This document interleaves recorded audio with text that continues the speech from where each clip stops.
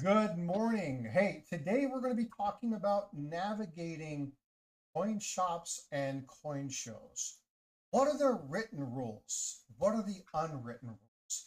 So you can see a really cool set of people here on panel. We've got Eric Beyer of Copper Coins, Paula B, Live Coin Q&A. You guys know they're the staples here. And we got Jack Young. Jack Young's going to be talking about identifying things and what happens when you identify a coin or something at a coin shop or a coin show. And then we have Mike Nottleman, dad joke extraordinaire. He works the floor at Harlan J. Burke, and he's going to I will provide be some playing the insight. I Say will be again. playing the part of the coin dealer. So we have, again, I wouldn't say star-studded cast, but a great group of people to have this conversation. Um, how's everybody doing? Good morning. Peachy Keen Jelly Bean. Good morning. Good morning, everybody. Good Everything's great, thanks.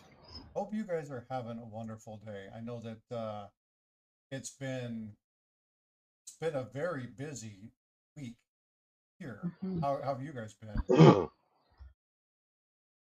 Crazy busy. I I'm painting my house. I haven't done anything. I made up for it, Paula, because I had enough drama for both of us. Uh-oh. It's just I've had some family issues and some stuff Aw. going on, and Dude, that's not good. it's like your kids. Your kids are your kids, and you do what you can for them, and you love them, and I'm just kind of having problems with one right now. And other than that, Uh-oh. yeah, but work is busy. I mean, it's unbelievable that we are several thousand ounces long silver right now. So Wow. we really don't want to buy anymore because we got a lot of it.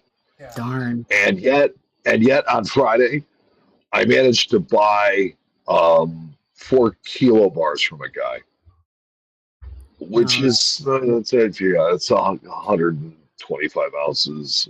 You really don't need that. Mhm. Um, Oh, and yes, I do. Yes, but I do. but I managed to sell it all the same day. So Oh, nice. therein lies the real. Pardon me. I've kind of had a hectic That's my job. week and a half. So Bring it in and move it. What you been doing, Jack?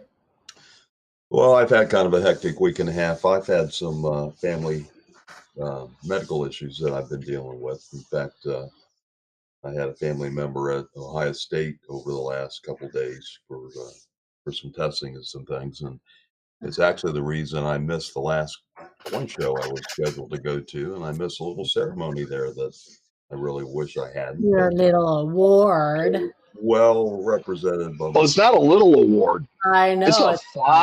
It's a 5-inch medal. It's Yeah, it is. beautiful and well It is. deserved. Anyhow, I'm back on the mend, and hopefully things are going to go forward. Glad to be here Good. this morning. Well, glad Jack, to hear. We did miss you there. Did you get that medal yet? Oh yeah, absolutely. Oh, well, you should That's show got it. it. She terrified me. She sent it by the USPS, so Did you get the cash award too? I can only say that because I work for the USPS. But yes, oh yeah, I did, and I thought there were too many zeros in it. Okay. Wait a minute. There was a I was cash just award? checking. Yeah, a lot of zeros in the cash award, Paula. Just Yeah, zeros? not in the other numbers. Just Yes, just zeros. Yeah, all zeros. Were Yeah, those zeros before or after the decimal point? yeah. Both. Well, hey, today we're going to be talking about etiquette, coin show etiquette, the way that you should address and present yourself. So the first thing that I kind of want to get into, I want to just really dig into this. And hey, folks in chat, I appreciate you all being here. Thank you so much.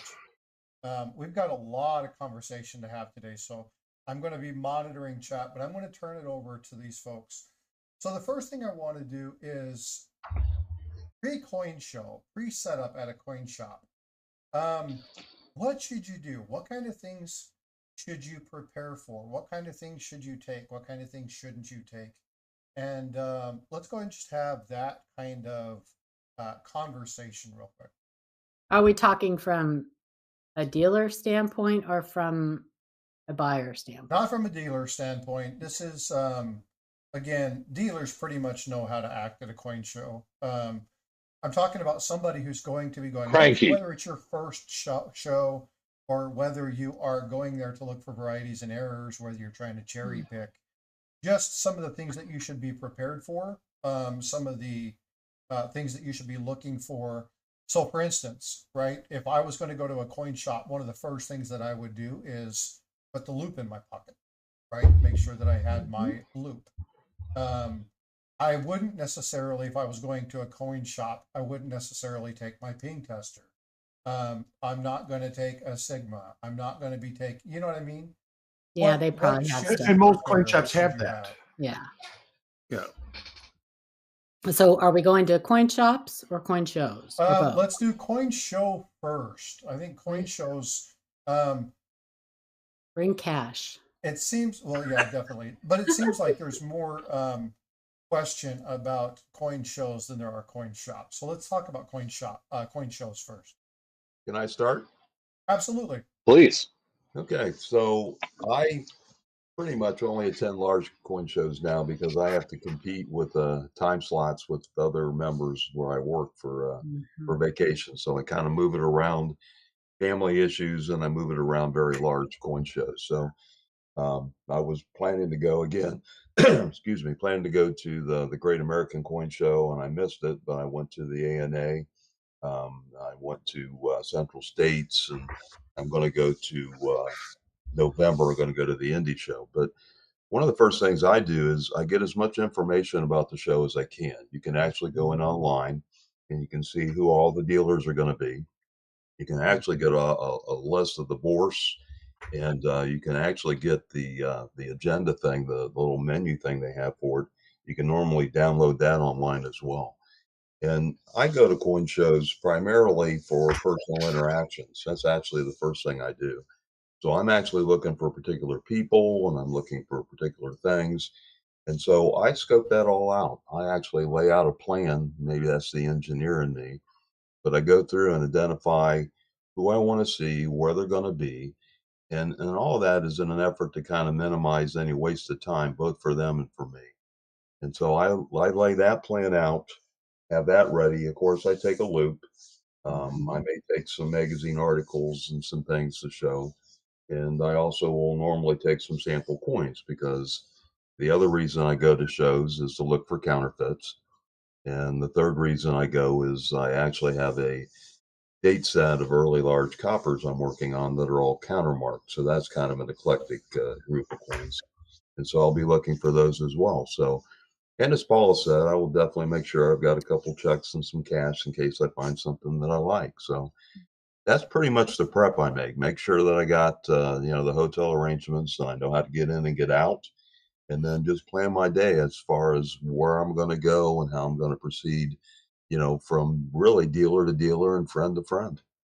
Can I piggyback off of that? Fire Please.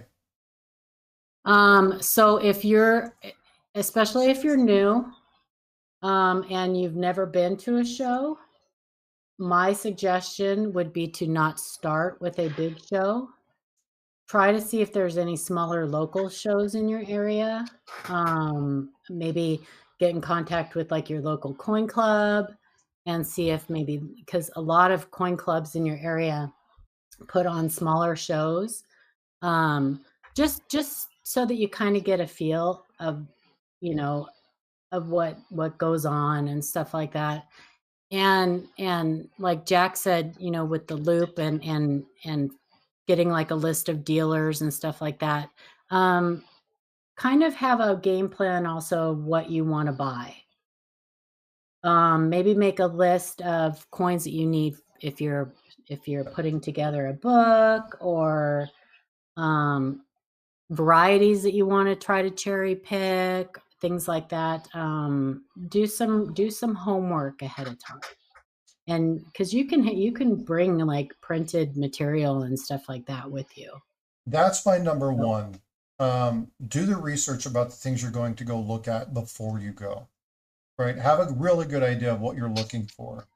Yeah. Not to say you can't just go there and look around, but if you're going there for something specific, know about the coin, know the information you're looking for, know what to look for.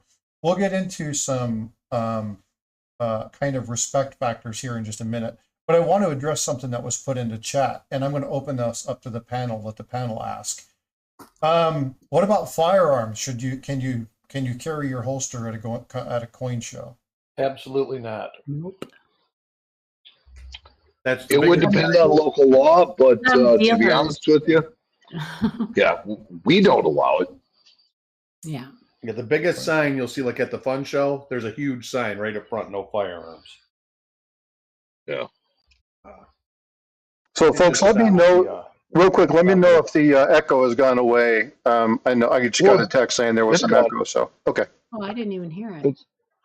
So, yeah, firearms are a big no-no because they make a lot of people nervous. They just do. And it's like you have to understand that the amount of money that is in a room at a big coin show and the amount of security that is on hand, the last thing that they want is for people to be on edge. Mm-hmm.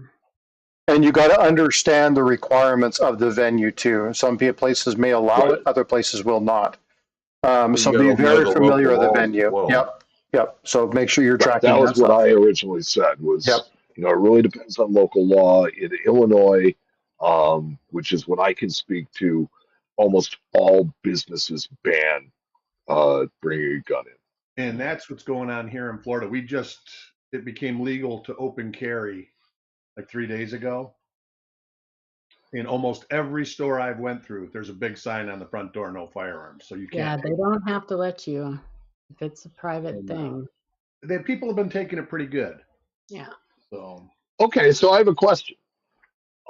There is a fairly well-known YouTube dealer in Florida, and he's one of packed. my first impressions, yeah, he's got a sidearm. Yeah, I know exactly. It's like who you're I would never go into that shop.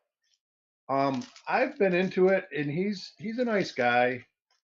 He's from New York, and I think they Yeah. come from there. I don't know. I think he's from like the streets of New York, so it I don't know. Maybe it makes him feel better, but yeah, he is packing all the time. I think there's a lot of coin dealers at shows that pack. He too. was not packing at the last 2 shows I seen him at. They did not let him bring his gun into the shows. That's what I hear. Which is good. Nobody's ever accused me Like of that. Yeah. Sorry. And most of the time, you go into his store, you actually don't see him. You see his son-in-law. Yeah. Look, if you're working in a coin shop alone, I can understand where you might have the want for a weapon, right? I can't tell you that you know weapons are a bad idea because I subscribe to the fact that they are a good idea. But they're not in every situation. And the thing that I've tried to impress on my kids is that introducing a firearm to any situation, it exponentially raises the chances of somebody getting shot. So Right. And you it's also, like I just try to avoid that situation. if you're willing to hold it and carry it and pull it out, you better be willing to use it because it's not Right. And I just don't want to be in that place. I don't want to be in a place where right. that's an option. Me neither. I agree. All right, so let's go ahead and get back to preparing for a coin show. It was just a good question, so I wanted to address it. So thanks me for putting that in there. I'll tell you this. This is something that is universal to me from shop to show.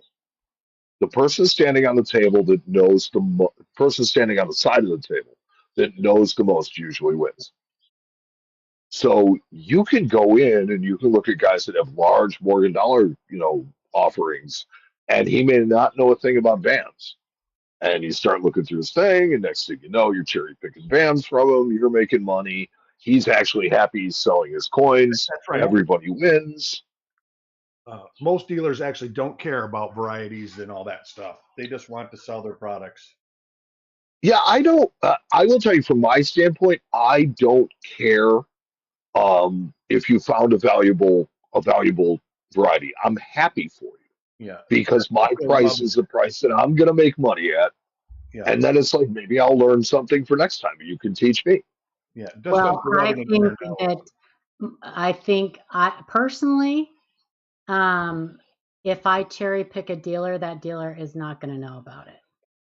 Some of them ask. I am going to say thank you, pay the asking price, even though that's a controversial topic too. Some people think you should still be able to haggle with someone even if you cherry pick them. And I suppose maybe it depends on the cherry pick and the value of the cherry Well, pick. But I'm okay, just so going to I want thank you and I'm going to leave. to address the haggling issue because it's Well, important. Real hold quick. on. You guys are getting Yeah, I way was ahead going to of say me. real quick. Yeah. There's a question in the or a comment in the chat from Azure Blue that says, Mike, you're in Chicago and should know how much crime is in our cities, in large cities like yours in Chicago. Okay, Azure, I like you as a person, I really do. And so please take this as I mean it. It's like a lot of people misunderstand cities and how safe they are. When you start looking at crime rates and statistics, it's like the number of people, the sheer number of people, the millions of people that live there make the occurrence not anywhere near as common. And it tends to happen in specific areas where, we know we have crime. It happens, but you don't go wandering into Englewood, and you don't go wandering into the West Side. It just doesn't happen. And there's a lot of cops. I work in the financial district in Chicago. I will tell you that there are beat cops, there are, and alarms and things like that. I have never gotten this a slow response from the police when I've called them. So, it's like, I think, It depends. particularly now, the political situation that we have is playing on people's fear and telling people that places are dangerous when they may not necessarily be anywhere near as dangerous as you think. Hmm.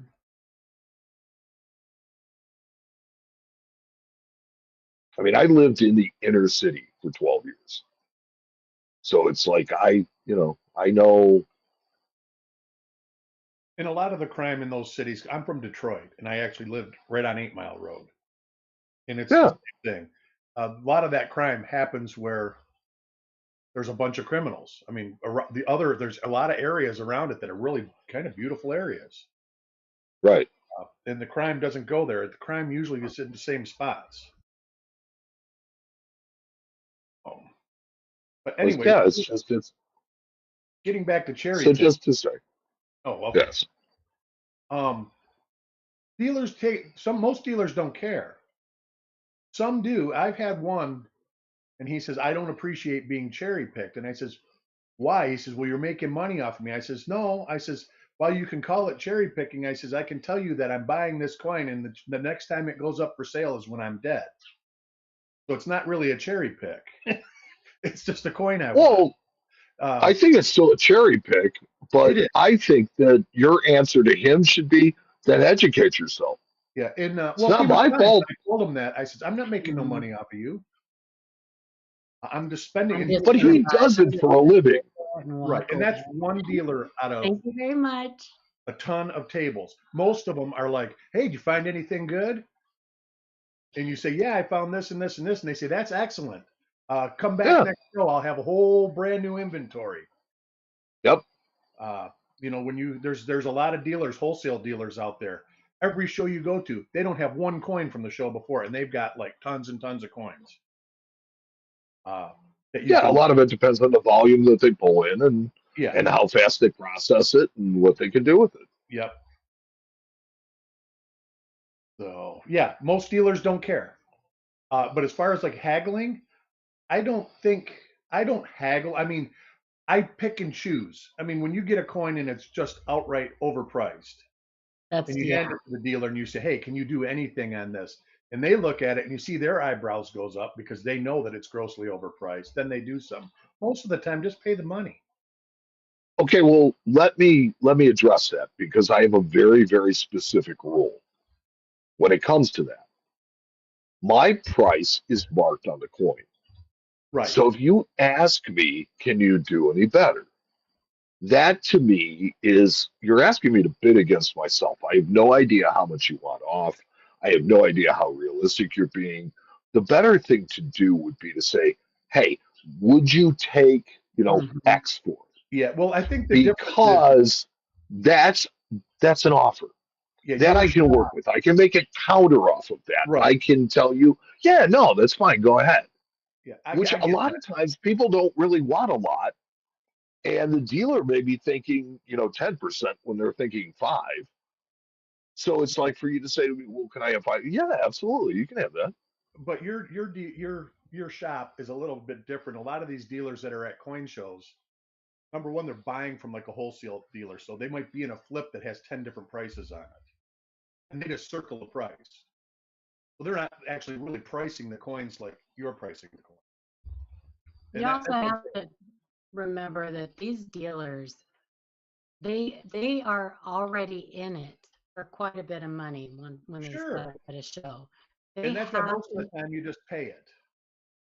You they just pay their have to price. make money because they've got most of them stay in a hotel. They've got That's their right, and they've table, got the light price of bills. their table.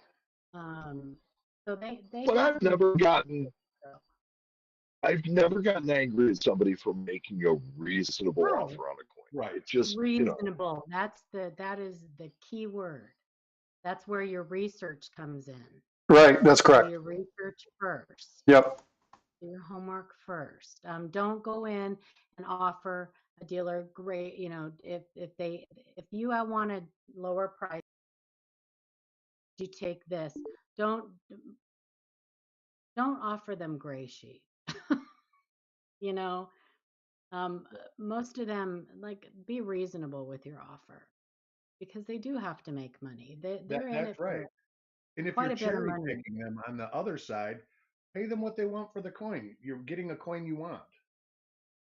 Well, and one of the things you risk if you try to start negotiating with somebody, it doesn't matter if you're at a coin shop, it doesn't matter if you're at a pawn shop or a coin show. If you start trying to haggle, they're going to start looking at the price even more carefully. Um, so you may totally blow the sell anyway. Now, I kind of have a general rule of thumb when it comes to cherry picking stuff. If I'm at a coin show and I'm dealing with an experienced dealer, then they should know by that point what they have, right? I've had interactions with coin shops where they've done this and then they got all huffy when they found out that the item that they sold me was a variety. And then they get all huffy and I quit working with them. Most yeah, Florida that's dealers don't even unreasonable care. on their Yeah, part. They don't care. it's kind of whatever. Now, if it's somebody like, let's say that, and I don't know, hey, Farmer Stacker, what's up? Let's say that Luther and I were going through and doing stuff, and he sent me something, or I got something from um, Chuck. Now, I would say, hey, I got this in this roll. Chuck would be like, well, good for you. Yep, absolutely. Outstanding, right on. Congratulations. I should have probably looked through that roll myself. Um, Luther would do the same thing, right? He'd be like, oh, you suck, but congratulations, nice find. But if it was somebody brand new, like if I was going to a yard sale and I'd cherry pick something, I would not feel good about cherry picking that because Right. I would much rather go and say, hey, you have this coin listed for $3 or $4. It's actually about an $80 coin. Um, Here's what I would suggest you do with it. There's this picture behind me.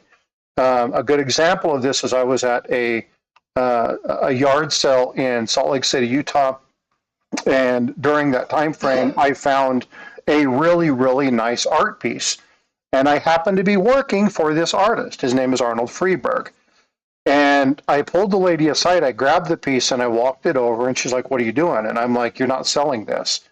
And she's like, well, why? What do you know about it? I said, well, it's not worth $300. And she's like, well, give me an offer. And I was like, 40,000. And her jaw hit the floor. And I said, I can steal this from you, but I work with the artist. There's problems with the painting. It needs to be taken back to the artist. Here's what I suggest you do. Now, when they did all of that stuff, they came back and they gave me a nice reward and said thank you. But it's more about integrity and tact in that, right? Because it's somebody that doesn't know. They don't know what's going on. And in that case, I don't think it's fair to take advantage of them. Now, if you're dealing with professionals, they should know better. So again, it's on them for not paying attention to it. But that's me. That's nobody else. That's just me. Well, No, I agree, and I think there's I agree, and I think there's a consensus among dealers that agree with you. I am not in that camp when it comes to yard sales. So I'm going to ask a quick question to chat. I'm still getting people saying that there's a little bit of feedback on my mic. Are you guys hearing it? I am not. I do not hear it. Mm-mm. Okay. No, we're on your feed, and actually, you're loud and good and strong. Yeah, I turned the sound off on the other feed. The software. It's got to be getting a reverb. Yeah, it's got to be software. YouTube. You might have two mics on. That's usually the case. Yeah. But getting back to another etiquette thing, if you're sitting at a dealer's table at a coin show and you're sitting there for 45 minutes or an hour looking through stuff, you wouldn't be there if the stuff was not good.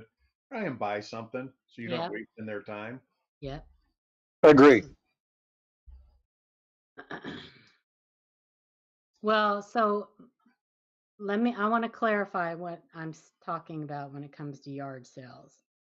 So if I go to a yard sale and someone has coins just out there, which typically they don't, most of the time when you go to yard sales, you have to ask people if they have any coins for sale. But sometimes, every once in a while, you'll find they'll have books or, Lincoln Cent books or whatever like that. I'm going to buy it for what they have it priced at. I'm not there to give them a lesson. If they haven't done their homework on what they put out for sale, that's not my problem. I'm not there to give them a lesson. If I ask them if they have coins for sale and they bring out an inherited collection and they say, I really don't know anything and they haven't had time to do any research on it, then that's a different story. Then I will take time if I want to buy from them, and I will tell them what, a fair price is on them if I'm helping them price it. But if they've put it out there and it's already priced and they say, I really don't know, then I'm going to buy it. Then that's Hold on just a sec. I've got a comment if I could. Sure. I've got a local coin shop that I've known for forever. I knew the parents when they started it, and I know the boys as they run it. And I go there probably about once a month, and I do a coin show and tell with counterfeit coins. And I go and I wait till I see there's some time. They always greet me, and then they'll actually pull all their guys up to go over what I've got. And then the other side of that is they will always take the ones I'm really interested in and take them back and scan them and give me a readout as far as the metal content, which is always helpful when you're trying to verify counterfeit. But they also have, coins. They sell bullion and they sell commemoratives, but they sell copper coins and they have a whole selection of coins, and they have some very knowledgeable people there. And I was looking and I saw a 1794 large cent that they had undergraded, and they'd undergraded it because they didn't understand really the die state of that coin and how that coin should look.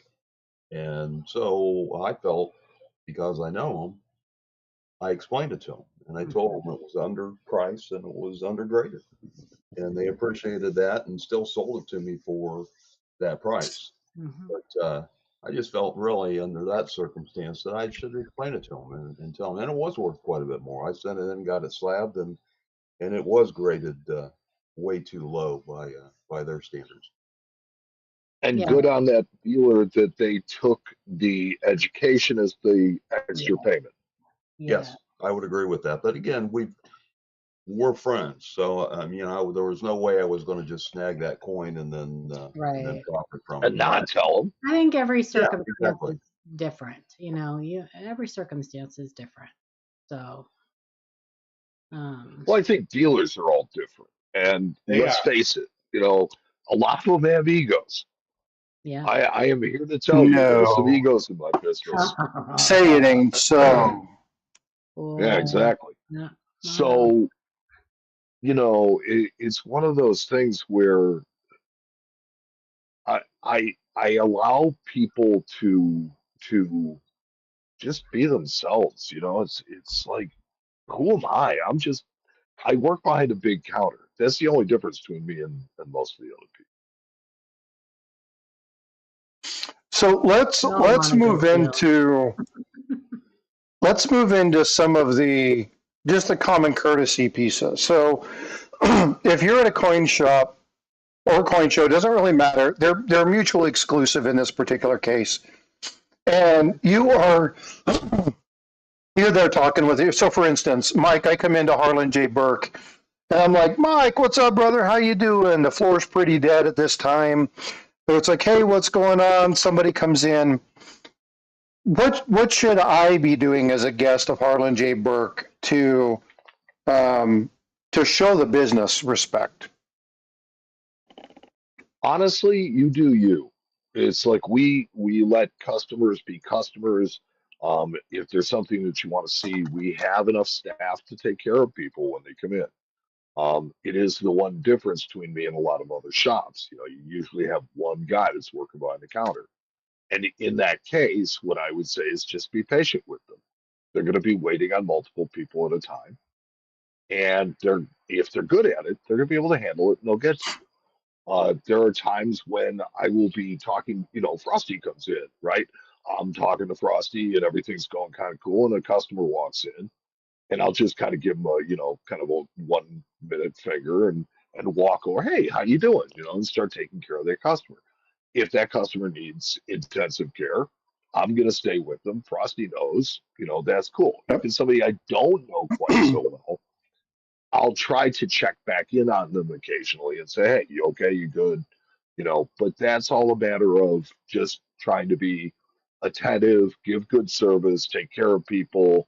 But I mean, in my world, the customer really can't do a whole lot of wrong. There's only a couple of things you can do wrong in a coin shop. And the biggest and most important thing is if somebody comes in to sell something, stay out of it.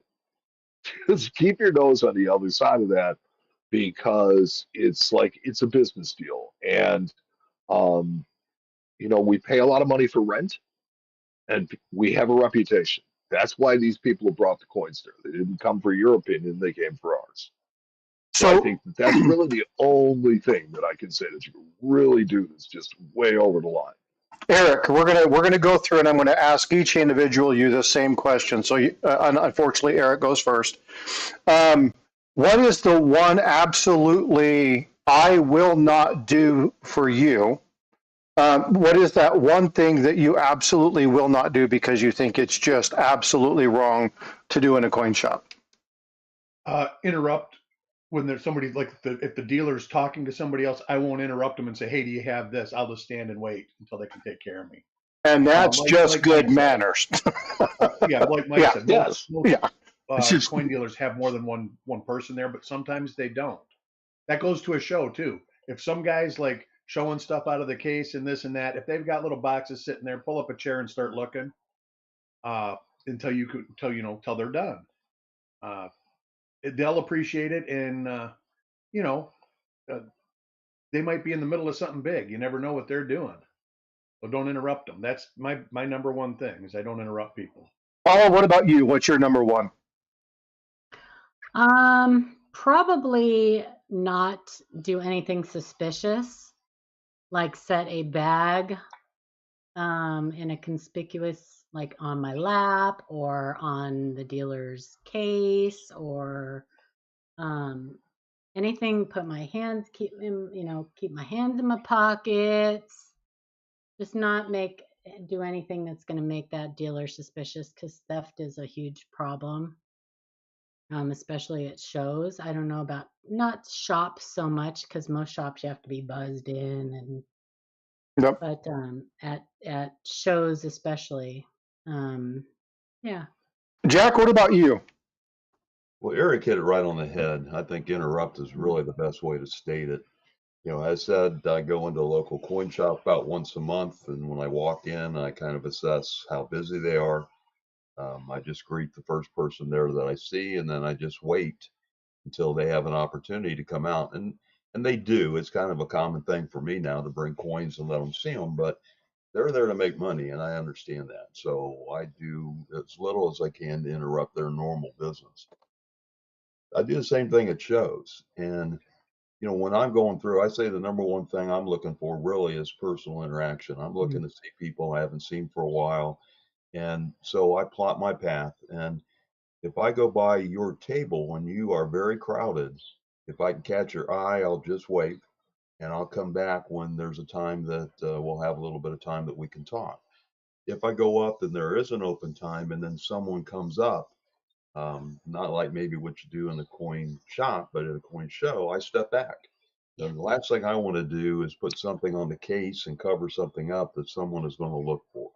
Because That's a again, good call. Yep. the dealers are there to make money. They're there to buy and to sell. And so I'm going to do as little as I can to interrupt that. So I may go back and forth. It may take 3 trips to see a particular dealer I want to see, waiting for the crowd to be down and there'll be a point that we can actually talk. I've had dealers come out of their case and walk down to an empty case so we could sit down and talk because they had other people at their table that could deal with the business. But I just do not want to get in the way. And, I don't look for a lot to buy. And of course, when I'm looking for counterfeits, that normally makes people nervous. So that's another Really, conversation there. Yeah. So I think if Jack Young walks to my table at a coin shop, I'm nervous. It's kind of like the Grim Reaper walking around. You really don't. it is. Yeah. I've actually had dealers, of course, I've got my name tag and stuff on there. And I've got one from EAC, a convention I ran in Dayton, where they actually put Dark Side Jack on it. And That's funny. that, not to draw attention to myself or anything, obviously, but I've had dealers actually say, I'd rather you not look at my table. That's fine. I'll just walk away.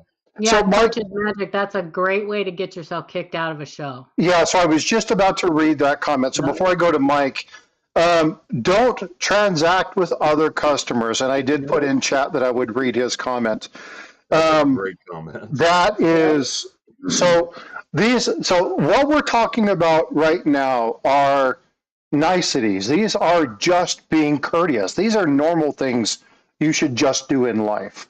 Be respectful of other people's space and property, and don't stick your nose in other people's business. Now, what we're getting into here is the business transaction end. Never, ever, ever go into somebody's home and conduct your business in their shop. Don't do that. The only time that you should be able to do that is, one, if you work for the coin shop and there's a pre-approval to where somebody's coming in and they're going to be working with you on a custom things, but those things have to be scheduled. They have to be set aside. They should be taken to a back room. They should be done separate of everybody else on the floor, not in that floor. You should never go, hey, well, I'll buy this. There are people, if the coin show rejects or the coin shop rejects somebody's purchase, sorry, we're not interested in buying that. You can ask the coin shop, I would be interested in looking at that, but you have to wait until the person leaves. Did they get the information? Did they do that? They had something I might be interested in. If you can get in touch with them, I might be interested in doing it. We can discuss that. There are etiquette protocols to doing that. Never, ever, ever approach anybody else with a transaction in a coin show or at a coin shop, in or at somebody else's table. That's just bad news. No, you can bring things to sell and trade to dealers, but those dealers have paid good money to sell at those shows. Yeah. And so if you want to become a parking lot dealer, you plan on not being at that show very long. Yep. Mike, back to you. So you took things from a coin shop perspective, but if you're going to a coin show or coin shop, what's your number one rule about what not to do? It's like I said, it always goes back to just what Robert Fulgen said, right? Everything you really needed to learn, you learned in kindergarten. Mm-hmm. Yeah, Be nice to each other, share your toys, Yep. all that stuff. It's like be considerate of others. Yeah. That's just basic human courtesy. Now, I cannot stress enough that it's like, look, I'm a super nice guy. I am like the easiest, most laid back person in the world. But if you want to get thrown out of my shop, start asking somebody to buy their coins while they're standing at my counter. You Yeah. will be not only asked to leave, you will be shown the door. Yeah. So yeah, but no, it's like, so, Jack talks about, there's even, I don't tend to buy a lot of things when I go to shows. I'm not shopping for Harlan Burke, and for me, I don't collect a lot, mostly because I play with such nice things every day at work. So for me, it's different. I'm a people person, and so there's one particular friend of both Jack's and mine, Charmy Harker, also a very popular lady. She likes to sit there and drink wine with people, so I guess that might make her more popular. But it's just to go by. She does a lot of business. She is one of the biggest experts on copper coins, small cents, of anybody I know. And she's just a really pleasant individual. And so, you always want to go by, and she'll stop, she'll give me a hug, but it's Charming. like when she's doing business, yeah, Sharmy. And it's like, and it's like, I'll just kind of walk by, and when I see she's busy, I just keep on walking. I'll come back some other time. The penny lady. I bought my 55 double die from her. So 55 I double want to, die? And I bought a couple Condor tokens from her too. She's gotten very into Condor tokens. so before this Yeah. comment disappears, I want to address something that was said, and this was said by Neil. Neil said that my LCS gave me the money for a 10-ounce bar when I sold them a 5-ounce bar. I didn't look at the cash before I left the store. And when I noticed it in my car, I turned my car around and went back to the LCS and basically gave the money back. Now, that is integrity. And I'm going to tell you, showing integrity to a coin shop or a coin shop owner or somebody at a coin show is a really good way of establishing really good rapport. Yes. And it's just the right thing to do. But the right thing to do sometimes can't necessarily be whatever. But again, I hear all the birdies in the background, Mike. I know, I love that. That's me. I'm sorry. No, it's great. Don't No be worries. sorry. I love hearing I it. know exactly where you're at right now. I'm sitting on my front porch. Yeah. I was like, what is this? Oh, it's birdies. But yeah, so integrity matters, right? And you guys, I talk about this all the time. This is one of the premises on my channel. Integrity first. It's a core value in the military, and it's a core value in the military for a reason. Do the right thing even when nobody's there. You want a really good relationship with a coin shop or somebody. When they do something like that, look out for them. If they know you're looking out for them, they're going to keep an eye out for you. They're going to be watching for specific coins that you're interested in. They're going to call you when that really cool coin comes in. I've got people that contact me all the time. Frosty, I got a really cool Navy coin in. Hey, Frosty, I got this really cool coin that came in. It was from the 1976 sailing exposition that was there. They had a series of coins. I just had a set come in. I know it's pretty pricey, might be out of your budget. We can work something out if you're interested in it. Let me know. Those are the kind of relationships you want to build. Building a relationship with a coin shop or somebody, even if it's online or whether it's brick and mortar, doesn't matter. Building a relationship with people is probably the paramount, the number one thing that you need to do to ensure you find those things you're looking for.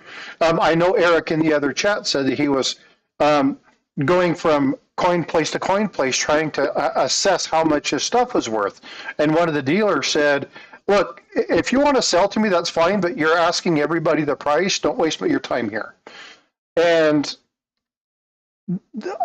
I wouldn't deal with that dealer. I just wouldn't. I'd walk away. It'd be done. Because again, you have to be respectful of their time. But if all you're doing is saying, how much is this worth? How much is this worth? How much is this worth? How much is this worth? Buy something from them, right? Show them the time. If you're going to take their time, give them a little bit of respect and buy something back. But I wanted to address that comment from Neil because, again, integrity first. Integrity matters.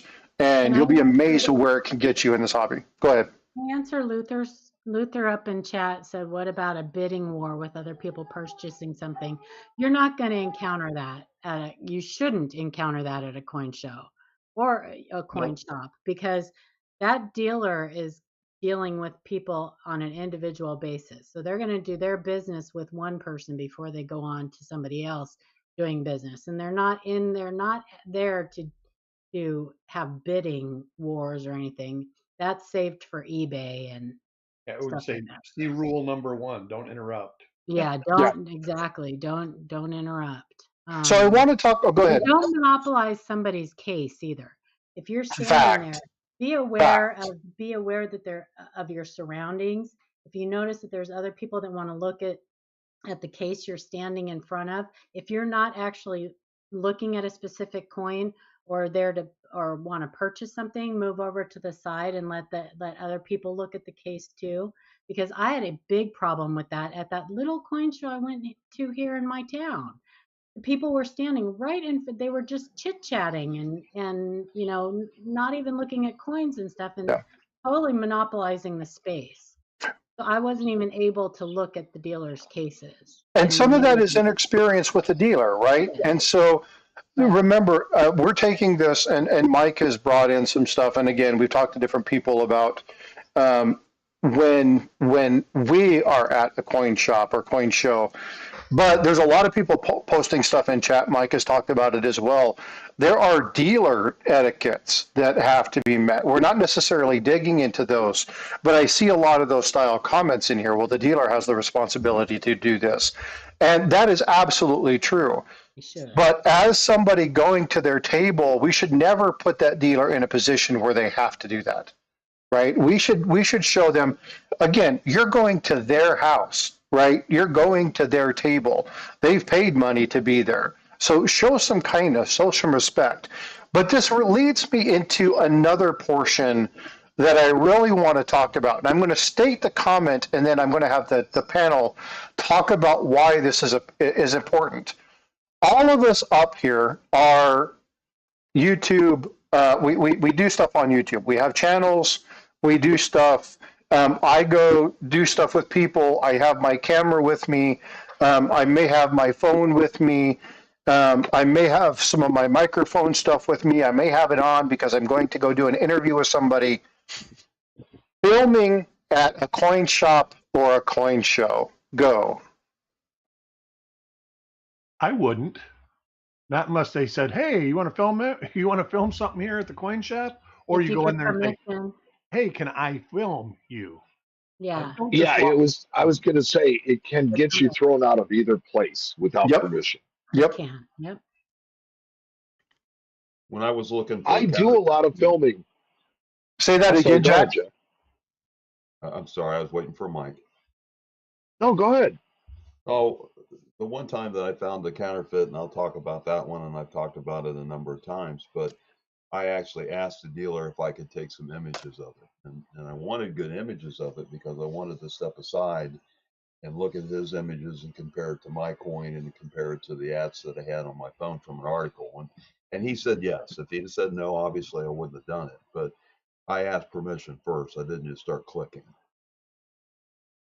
Yeah, and it's really important. So again, here's another one. And I don't know if you guys know this.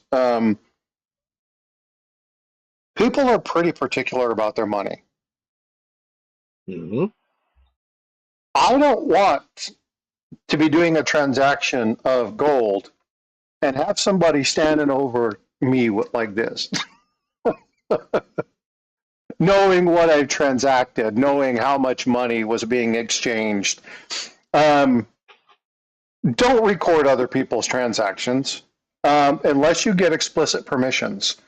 If you're going to, let me go ahead. I was going to say, let me offer it from the standpoint of somebody who does, because I both do it and I allow it. We have, Tina Silverstacker come into our shop all the time, and he records, and we make sure that we get certain angles. We're not capturing transactions. We're actually not even capturing customers because people just want to keep their business private. So it's very angle conscious, and it's very it's very intensive as far as looking at what we're shooting, where we're shooting it, and what shows up in frame. At a show, I also do that. The Baltimore show asks me and Matt to come and they have us come out every year for the show and we do publicity for That's a little bit different. it. You're being invited.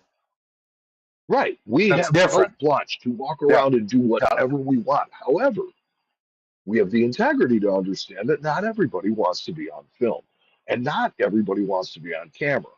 So it depends on what you're doing. If you're doing people filing in and out, okay, now you can kind of do that, not really worry about it. But anytime you catch Yeah. anybody inside the show, you really need to know that you have their permission to do it. Well, a lot of shows also will post whether there's filming allowed or filming not allowed or filming being done, or they'll warn people ahead of time. Because like Mike said, a lot of people just they don't want, and maybe you've got somebody who doesn't want their spouse knowing they're there, you know what I mean? Or something. And a lot of dealers don't want their inventory filmed. Because there is a lot of theft that goes on. People actually will follow dealers out of the coin show and follow them in their cars. And so there's a lot of stuff that goes on. There was a deal in Orlando, I want to say 3 or 4 years ago, where they were putting those eye tags on the dealers' cars. Mm-hmm. And they followed them to a hotel and all that other stuff. And The air tag things. Yeah, air tags. Yep. That's what Mm-hmm. So there is something that you can do. And again, if you have an Apple device, it's easy to do. This is a security thing that I learned from a friend of mine. And it's something that's really important. When you go to a coin shop or a coin show, if you're going to somewhere, turn your Bluetooth off.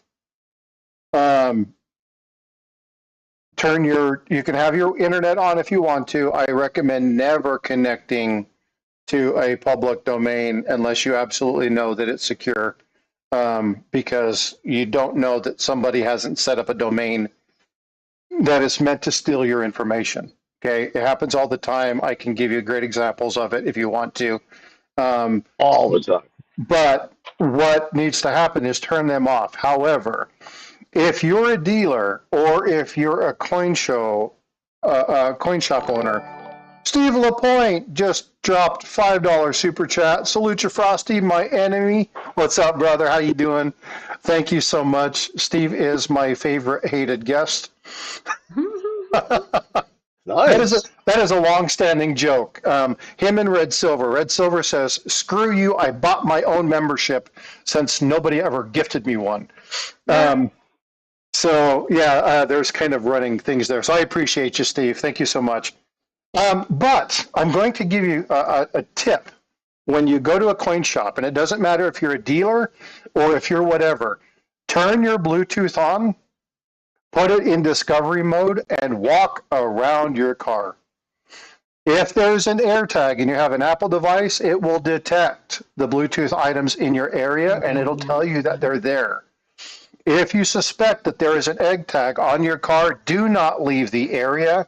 Go back in, talk to security, and have them help you find it. They will look at cameras, try to get identification information to see if somebody has placed it. There are security measures in place. Again, you want to protect yourself. Put it on discovery mode, walk around your car, check and see if it's there.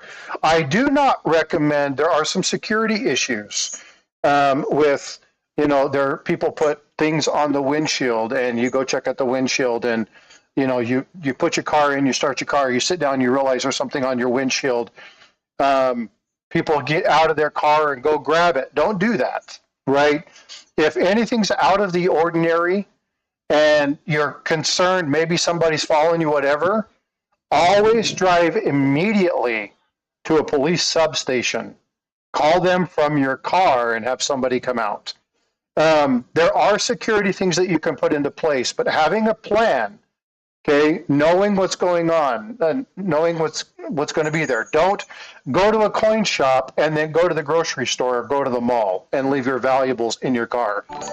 Steve Lapointe just gifted 5 memberships. Kevin Rose, Roxil, and Matt T. Coins, John Shank, and Jeff Davis. You all received a free membership courtesies of Steve Lapointe. Thanks, bud. I appreciate you a ton. Thank you so much.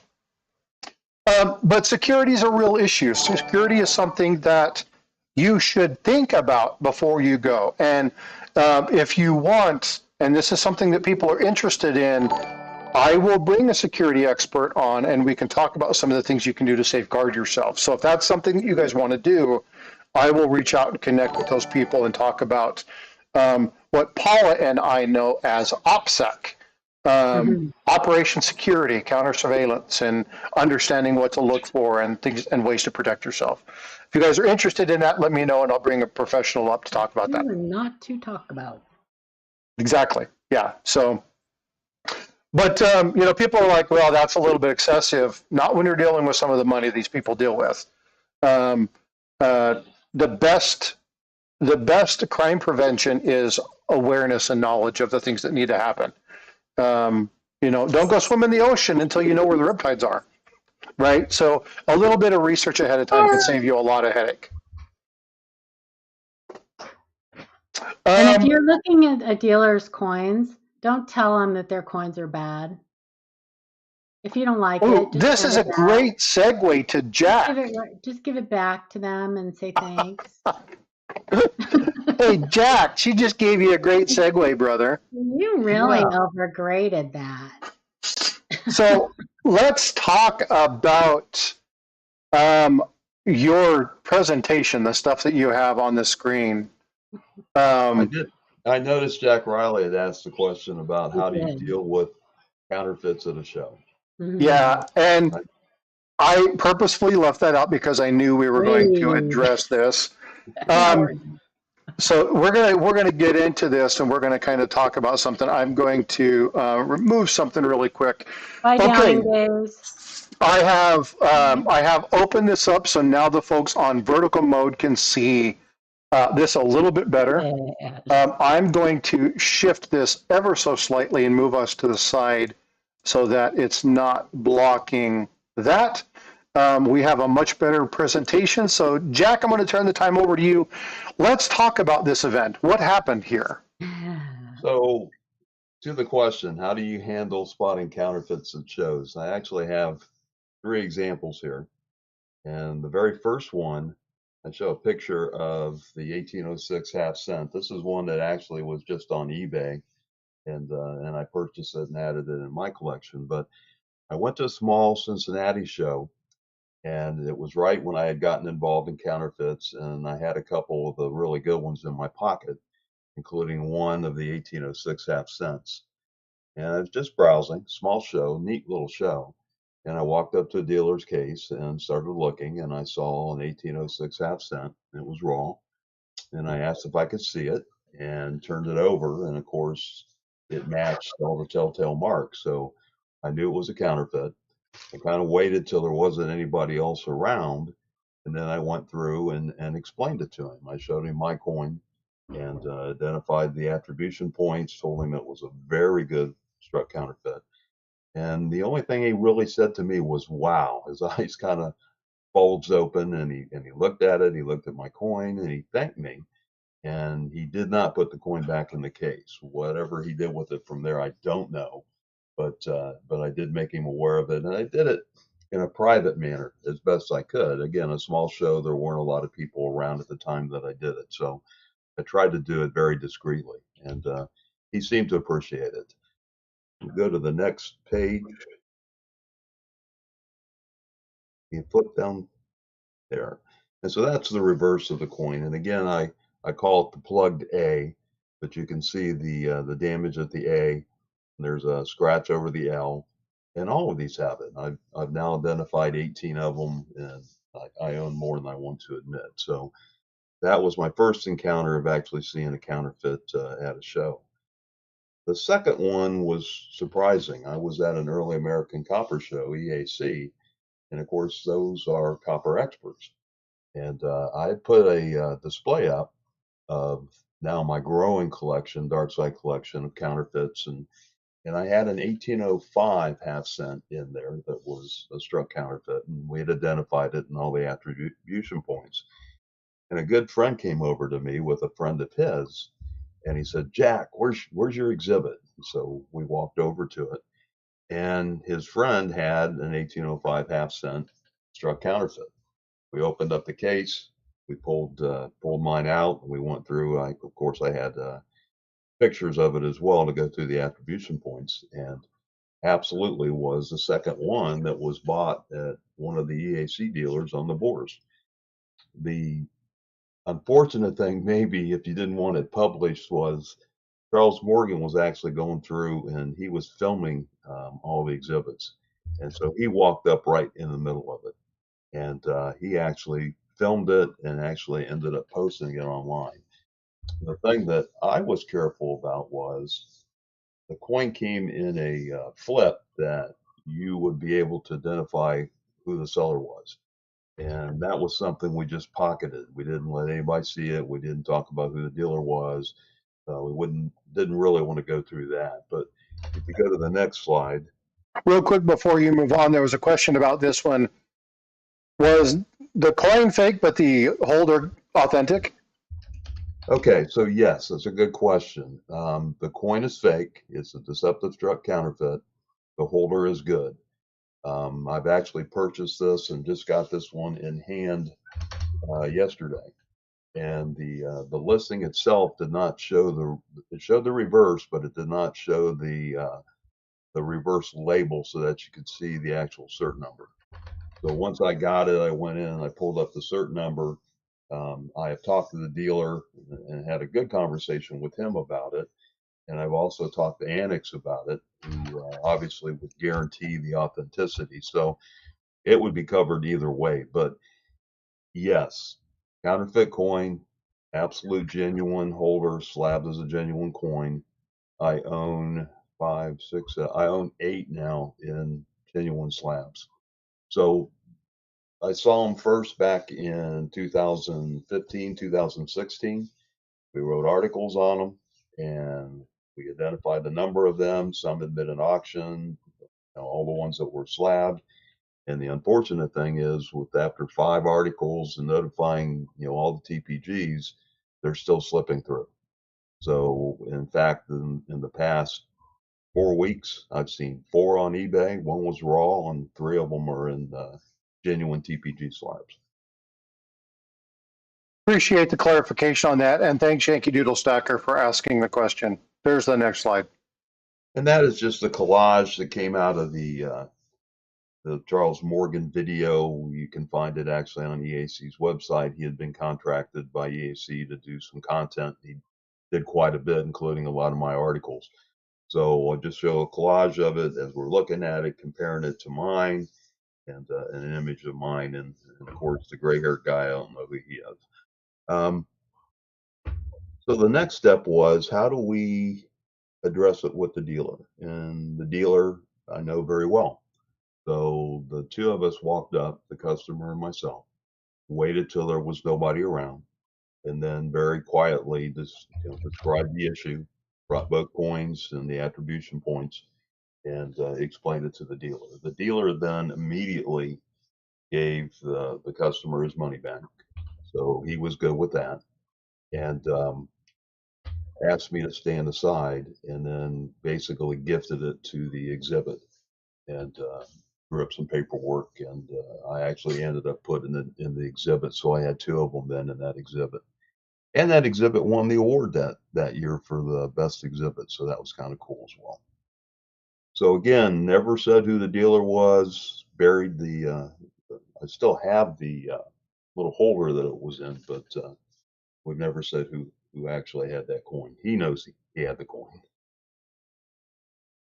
And so the next one is probably I love this one. I know this is Frosty's favorite, and I actually talked about this, I think, in another chat that we did. This is an article I actually wrote in summary about that particular coin. That's the 1836 Scobert.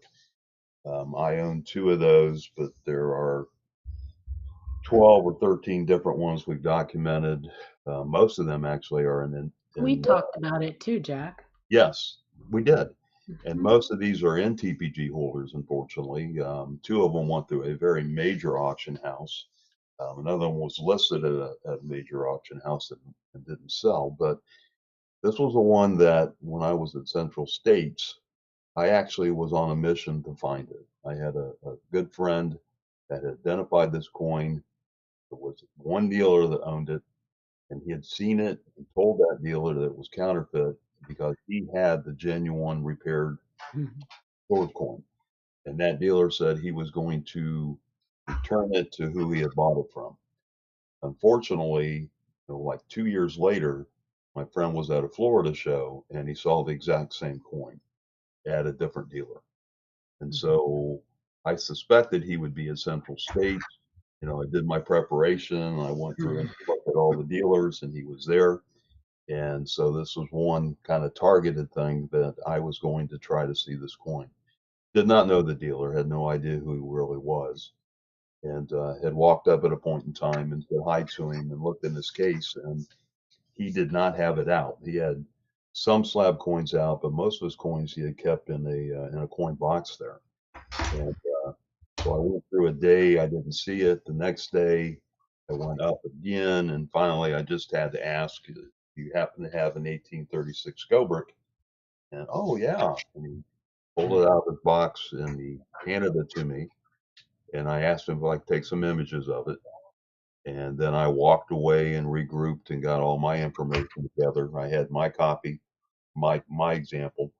I had my CoinWeek article on the phone and his pictures. And then I went back when there was no one there and very calmly talked to him about it. I asked him if anybody had ever told him it was counterfeit.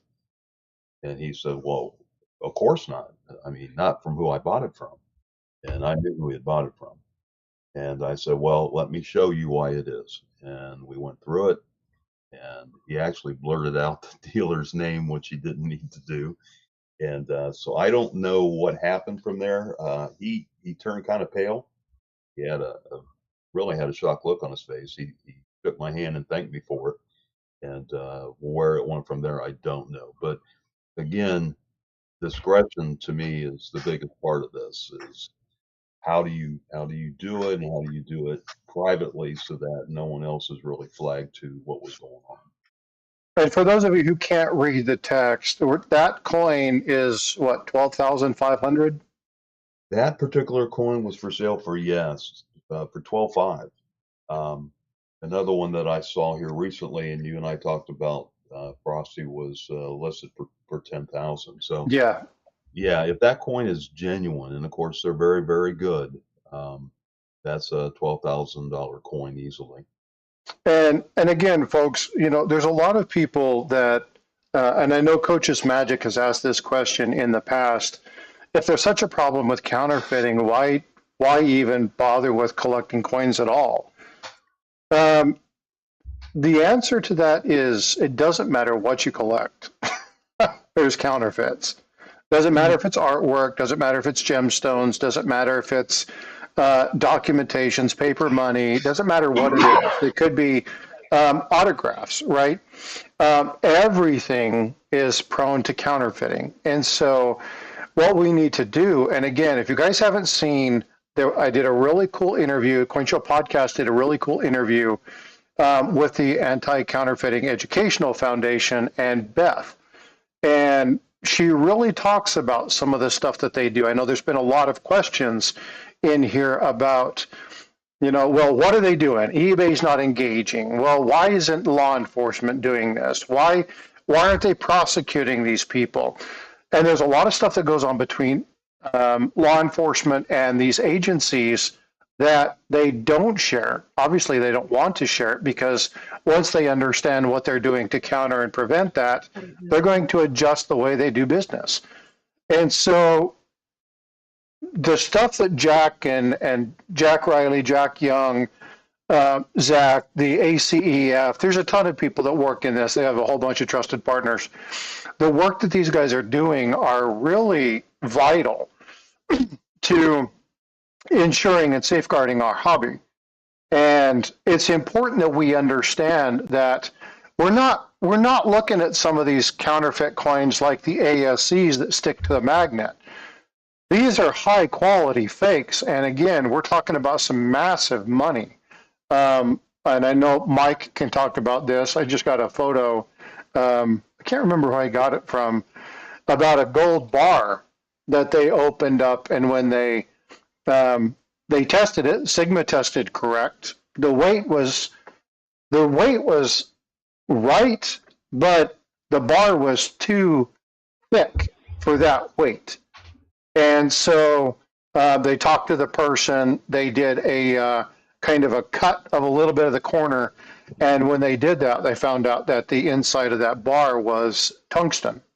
Tungsten. And a very common thing, right? And tungsten, the way that it looks and weighs and the specific gravity of it is, it's bad news. And so it's right next to each other on the periodic table. Yep. So, errors in math on a specific gravity test can yield a positive result. So you've got to be very careful, and the counterfeiters are good with this. And so people like the ACEF, go to acefonline.org. Like I said, a great list. I've talked with them a number of times.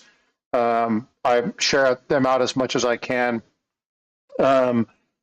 Reaching out to some of their contacts. Beth is getting me in touch with some other people, really trying to expand the information channel from them on my channel to make sure that we give that information to you. But it's important to understand kind of what's going on here. And looking at this particular coin, one reason I love it is because my favorite designer is Christian Gobrecht. But the other one is that these are coin dealers who really understand that, and it fools them. The very first coin that he showed fooled a TPG, right? And so these are things, and Jack, for those of you who weren't tracking, we were talking at the earlier part of this, that he won an award. Well, he actually won an award a lot with Matt Dinger for their work in anti-counterfeiting and their education and what they do to safeguard the hobby. No. And despite that, they're successful. You met Matt, right? That's right. Yeah. But again, so Jack, I say this to you a lot, and I appreciate you coming on panel and sharing some of your work. But what you do really has helped the hobby dramatically. So one, I appreciate you being on my stream. I appreciate being your friend. But Jack has provided a lot of insight. I got to thank Paula for introducing me to Jack. But Jack's provided, I don't share him with just anybody. Yeah, Jack's provided lots of information and given me really good insight as to some of the things to look for. And I'm going to tell you, if you're not part of Facebook, I don't blame you. But if you're on Facebook, go check out Fun with Fakes. It is something that you see coins up there all the time, and you laugh because some of these are like, oh my gosh, really? And then you'll look at other ones that are like, what's wrong with that? Like, seriously, what's wrong with that? I can't find it. And some great discussion. So go check out Fun with Fakes. Can I answer a question that was up in chat? Nope. Okay. I'm just kidding. Anyway. Go ahead. So Sean Leslie asked, quick question for some of the experts. Do you ever notice counterfeits from our YouTube auctions? And if so, do you let the sellers know? I have, and I do. And actually, Jack Young, he actually got involved in one particular one not too long ago, where both of us left comments on a particular video. Now the seller quickly backpedaled and made all kinds of claims, but he had every intention on selling those coins. Yeah, and there are known people in the community that you don't deal with. We know that, right? There are those people that you just don't deal with. But I would like to urge a little bit of caution, okay? When you're dealing with somebody, especially if it's somebody you know. Now, this person was a repeat offender, by the way. So that's why the comment was made on a public. If you get with somebody and Plumber Stacker one time had a coin up, and I'm like, dude, I need you to send me some really good photos. I'm going to send those to a couple people because I don't think the coin that you have is authentic. And I'm not saying it. I sent him a private email, didn't say anything in the stream. I just said, hey, I've sent you a message. And he contacted me back. We looked through it. And it just so happened that there was a little bit of damage that happened in the one part. And I got a message back saying, I see exactly why you say that. Good eye. However, it doesn't have the other three markers. It's only one. On closer inspection, it's actually damaged. It just happens to be in that exact point. This coin is authentic. And so I reached back out and said, hey, plumber, I'm wrong. This is what's going on. This is what was happening. This is what I saw. And he was like, hey, man, I appreciate you looking out for me. Thank you for verifying this. Now I can do this. There wasn't any harm done, and I did it with respect. I did it with tact. I reached out to somebody to validate and verify. But I was looking out for somebody. That's all my intent was. It wasn't to belittle them. It wasn't to do that. I didn't go into the stream. Paul and I have a case where her and I were watching a stream together. We were on a telephone and we were saying, there's no way it can be this coin. It is an impossibility. And sent an email. And the email was, I'm not asking you to say this on stream. And this person doubled down and said, oh no, well, let me teach you, let me educate you on how this happens. And they doubled down on it. And it's like, I'm sorry. We gave them all the information. Paul and I Not spent well received. hours and hours and hours looking over this. And we followed up the next day and said, hey, this is what's going on. And we got some backlash from that. So don't expect, when you point this out, to receive this stuff with grace. And I'm sure Jack has had a number of people tell him where he can stick the sun don't shine stuff. I can show you one right now that we wouldn't publish. Yeah, but again, it's one of those things where it's important that when you look at this kind of stuff, when you look at, doing the right thing will not always get you received well. But there are ways in which you can address things. There are ways in which you can speak with people and type things. If you write an email, walk away from it. Come back a few minutes later, read it, and see if it sounds the same to you as it did before. Because it's really hard to relay emotion in email, and the way somebody reads that could be different. If it's something that is that bad, then a telephone call is probably in order. So follow some proper protocols and do stuff like that. But again, it goes back to the stuff we were talking about this morning. The Mike made the comment, everything that you should know about this hobby, you probably should have learned in high school or elementary school, preschool, Kindergarten. right? Kindness, Kindergarten. it's just general respect for people. But if you're really about protecting the hobby, do that. Now, if you know somebody that is doing this and you don't say somebody, you are guilty by association as far as I'm concerned. And if I find out about it, I won't associate with you. I will cut you off. I will walk away from you. I'll remove you from my streams. It's done. Because integrity for me is above all else. And if I find out you're running in those same circles and you're pushing that stuff and you know about it, but you're playing the game, I walked away from a coin shop that I was friends with because they were selling coins as varieties when they knew they were damaged, and I cut ties with them. Doesn't matter whether we were friends or not. It's done. I can't trust you. You've lost your integrity. I'm gone. And so I will not stand for that. I can't. It goes against everything that I stand for. So understand that if I see it, I will call you out for it. If Paula sees it, she will call you out for it. I will. And I Right? want to just explain. I want to explain one thing. People are saying, if you know who this is, let us know, tell the masses. I'm going to tell you why I won't do that.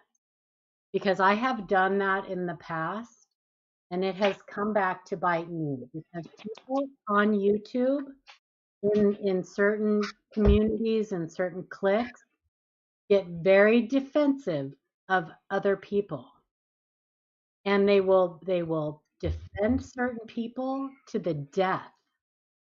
And so if I tell you a name of somebody and this person is somebody that a lot of people like and a lot of people respect, and I tell you that they have done something that is not particularly honest, it is likely to come back and bite me. So I will not do that anymore.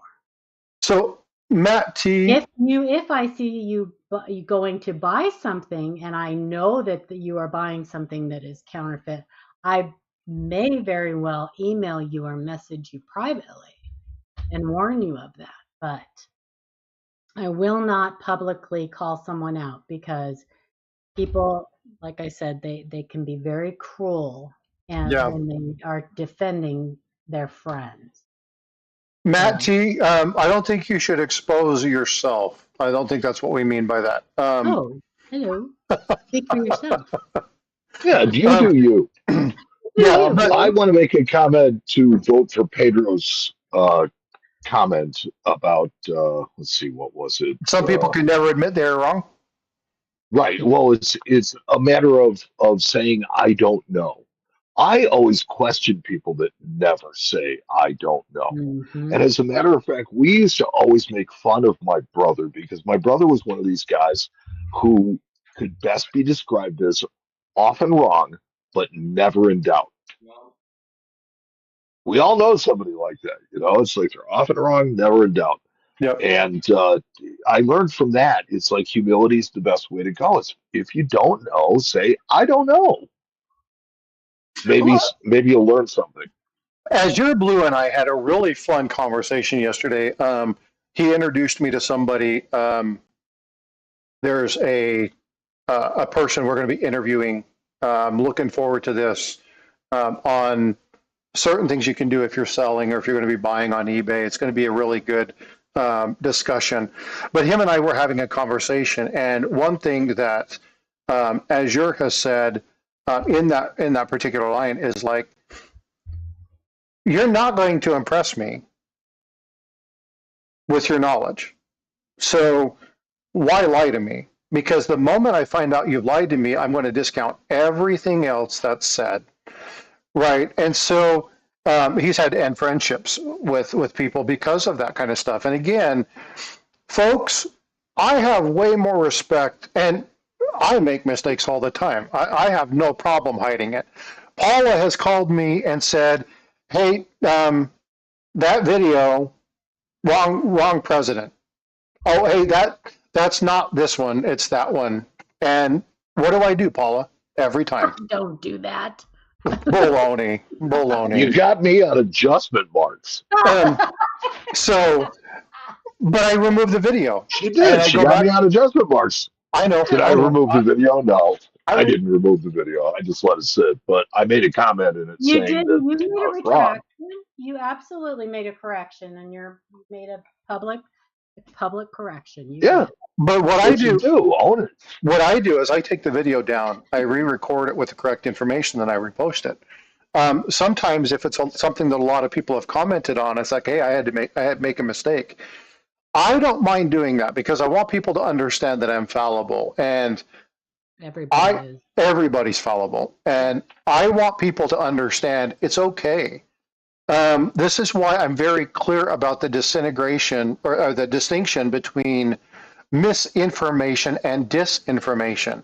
Misinformation is not purposeful. Misinformation is one of those things where you think you understand, and I always go back to incuse, doubling, right? That's one of those items that it took me for a while. Not obtuse, incuse. Obtuse. Or you're obtuse about understanding incuse. Well, no, absolutely not.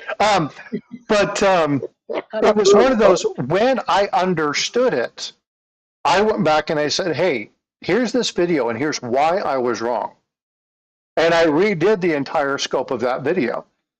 And why is that? Because when people look at that and they're like, oh, he put something out, it was wrong, he went back and corrected it, that carries way more weight than to just go, yeah, I was wrong, I realized it, just don't worry about that video. No, I don't want that up there. I want Everybody to let makes people know mistakes, that, yeah. including magazines like Periscope. Oh, yeah. So you want, well, we'll talk about that one. That's the whole Richmond dime. Richmond Dime. Richmond dime. And so for those of you who are watching it I the other can't day, believe that I'm yeah. like the touchstone on this one. It's like, I know Mike was so flabbergasted. real He quick said, before "Can you guys, send me that." yeah, before you get to that, Sean Leslie said in the construction world, we always say you're not an idiot for not knowing how to do something. You're an idiot for acting like you do. That's Fact. right. I There you like go. that. That's I fact. like that. Mhm. Yeah. So we're not gonna go over the Richmond dime right now. We're already at come that. on. We're already at that time frame. Oh, But it is Not something today. that I want to talk about. Me has been dropping in Livecoin QA, Copper Coins, Jack Young, Coin Show podcast. So please Thank you, me. go sub up to these folks. Again, there's a lot of information that's out here. Yeah, forget Ancient Coin podcast. Forget Ancient Coin podcast. Nobody wants to watch that. Yeah, except for the right? 350,000 people who are subscribed. So I want to share something with you really quick. I've put together some of these things for you. These are just little checklists that I've put together. A couple of things, right, to surmise what we've talked about today. Get a list of the coins you're going to look for. Take your cash, have different bills depending upon it. Take a loop, right? The loop should go everywhere you want. And if you're going to be doing research or asking questions and stuff, take a notepad. Number one, good habit. This is my most important one. Set a budget, right? Be careful. Know how much you can spend. Don't take more than you can. It's really easy to get attracted to the shiny silver stuff, but be careful. Walk around, search multiple tables before you buy. You might find the same thing for a better price, or you might find something you really want, but you didn't buy it at the first one, and then wait patiently. All of these are going to be available. The golden rule of handling, let me shift this because you can't see the bottom. Always ask to handle the coins, never just reach out and grab something off of somebody's table or display. Always hold it properly, and if you can, maintain it over the surface. One other thing that's not included on here is when you're sitting at somebody's display case, keep the coin visible, never disappear, never move that away, never put your hands over it, never do that. There's sleight of hand. It's a good way of causing issue. A couple other things that are here, negotiation do's and don'ts. I hate it when it does that. Okay, you can ask for the best price, but don't be lowballing them. Be respectful, but don't argue with them about the grades. We talked about all of these things. And then the last one is going to be just your general path to a fun and good purchase. Be kind. State what you're looking for. Look at the coins, examine them. Don't be beating them with ping detectors, and don't be asking, oh, is this fake? Is this fake? Is this fake? Is this fake? Don't do that. Inspect it, know what you're looking for. And then when you go to do the transactions, be respectful about it. Be kind. And if you're going to cherry pick and stuff like that, buy something from the dealer. So these are just little pieces that I've made for you. They're going to be listed in the content on my community page. I'll have those there. They're just quick little references for you to look at. So Eric, Paula, Jack, Mike, and for everybody in chat, thank you so much for coming up here. I think it's an important topic. Neil. It has absolutely nothing to do with a specific collection or anything like that. Nope. Yep. Nope. Yeah, no, that's not what that's It about. doesn't even really have to do with Richmond. It's just not. 1973 dime. So we'll talk about this. This is, and again, I had chat argue with me when I dropped this the first time. Oh, so we have the magazine, we have the article. It's extremely asinine. Don't try to find any information on it. You will. Yeah, you probably won't locate what we're talking about. So again, this is where Google does not help you find realistic information. So just FYI. But anyway, folks, I appreciate you coming in. Thank you so much for everybody who's here. And again, I want to thank everybody who did the membership gifting. Steve Lapointe, $5 super chat, and then for the 5 gifted memberships. Steve, thank you so much for your support. My most hated and trusted companion, I appreciate you. That's hysterical. But yeah, we'll definitely be doing a video on that. Well, actually, we'll probably be talking about this. Livecoin Q&A actually talked about this on one of their streams. I did. I actually I did a video Yep. and I had a rant on a live stream, and I think I took it down.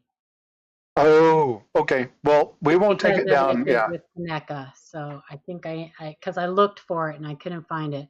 I think I took it down because after they retracted, yeah, it was not a good look for me.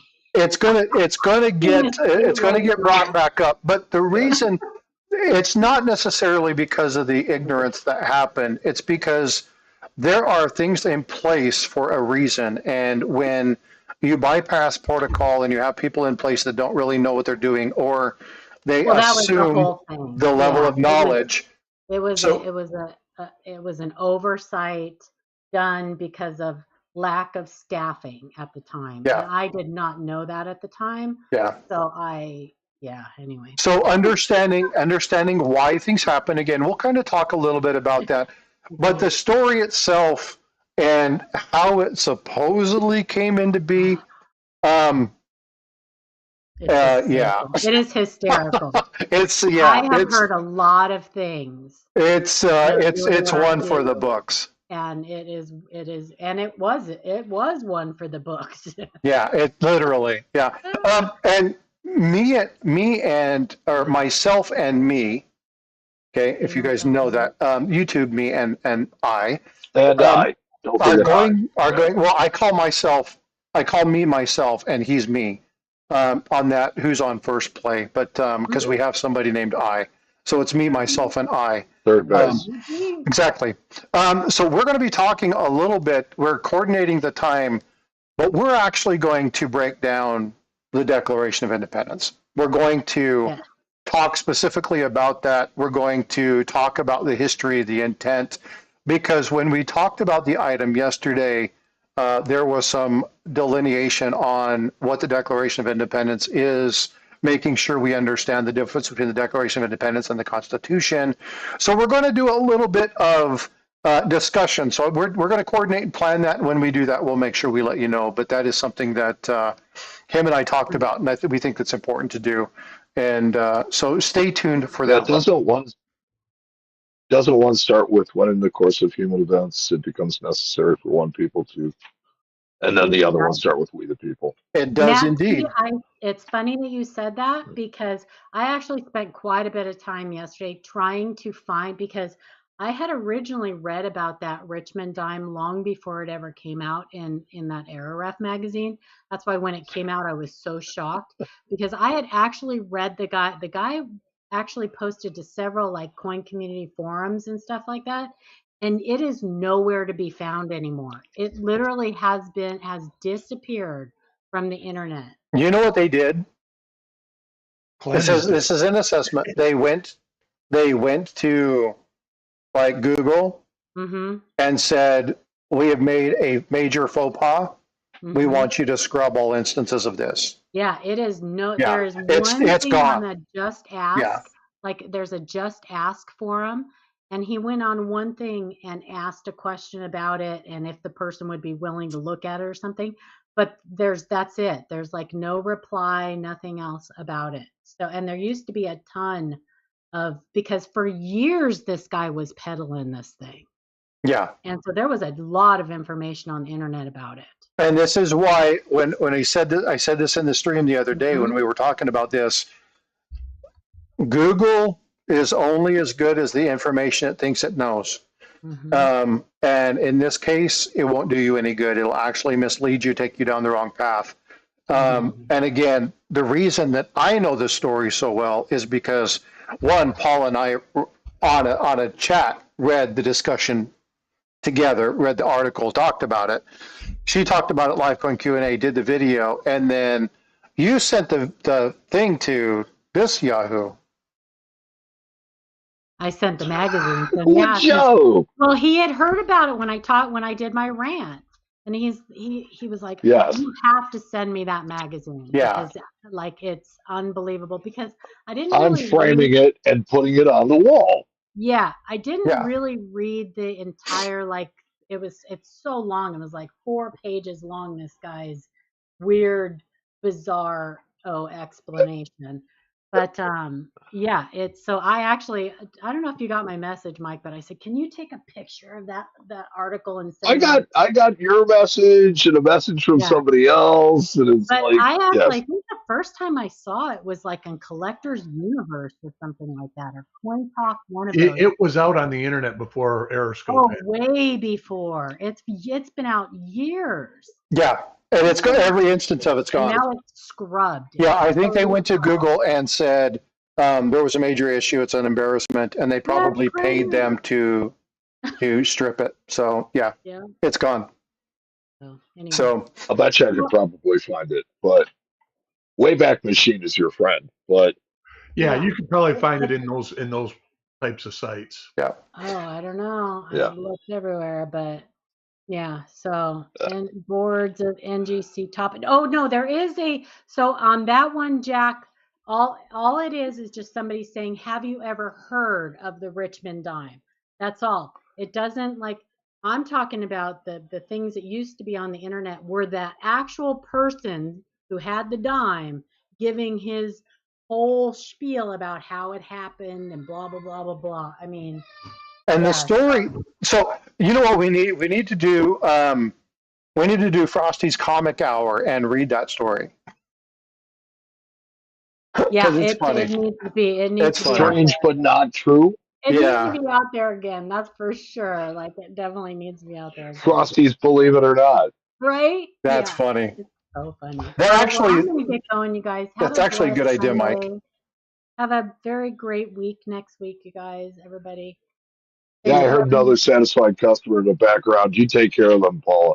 I'm a noodle dinger. Okay, bye. I'm a noodle ding. Double die. Double die. There you go. That's how you get on Paula's nerves. All right, folks. Well, hey, gentlemen, thank you so much. Paula has already left the building, but again, thank you for all your support. I appreciate this. I thought it was a good discussion to have. These are just basic things that we just need to be talking about as a community. So I appreciate you all, and we will look at next week, try to come up with some items. Monday, I'm dropping part 2 to the ACEF interview with Beth.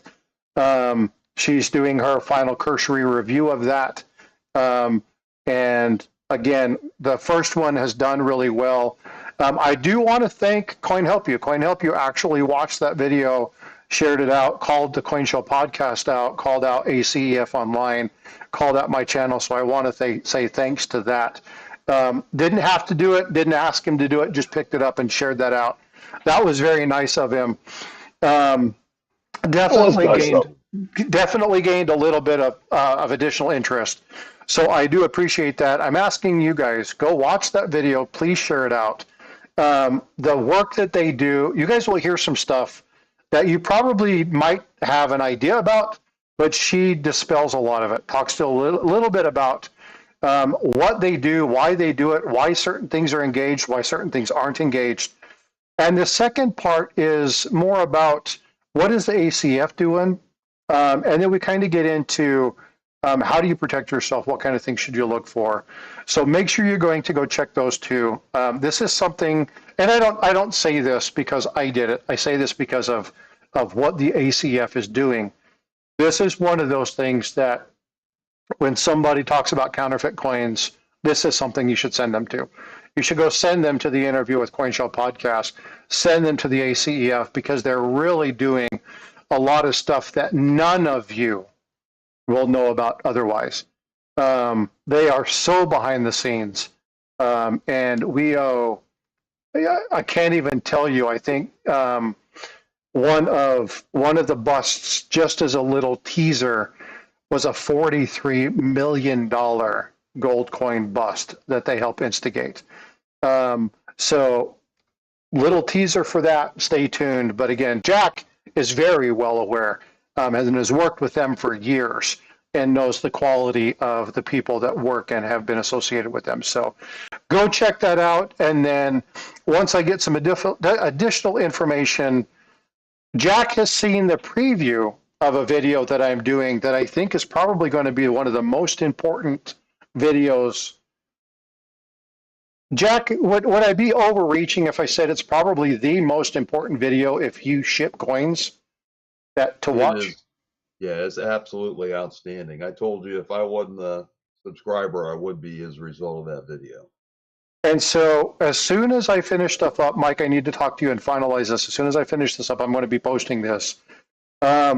If you sell coins, you're at a coin shop, if you are a private seller, you do things online, and you ship coins, you want to watch what I have for you, okay? I will talk to you about some strategies, things to look for, and how this thing has really kind of screwed how we deal with things in the hobby. And so go check that out. I'll drop that. I'll be paying more attention to it, but I'm waiting for one piece of information to come through on a follow-up to make sure that I can do that before I state it. So, all right, folks. Shreky Lou, what's up? Good to see you. Thank you so much for being here. Absolutely. Hey, you guys, if you like Porsche and you want to see somebody that actually not only teaches you how to do it, but has a pretty good idea of artistic, go check out the Shrek and Wreck show on Saturday nights. They do a thing. So go check out Reckless Metals. Really cool stuff. They do some really neat stuff. Not a sponsor, but maybe they should be. Just kidding. All right, folks. Take care of yourselves. I appreciate you all, and we will see you in the stream.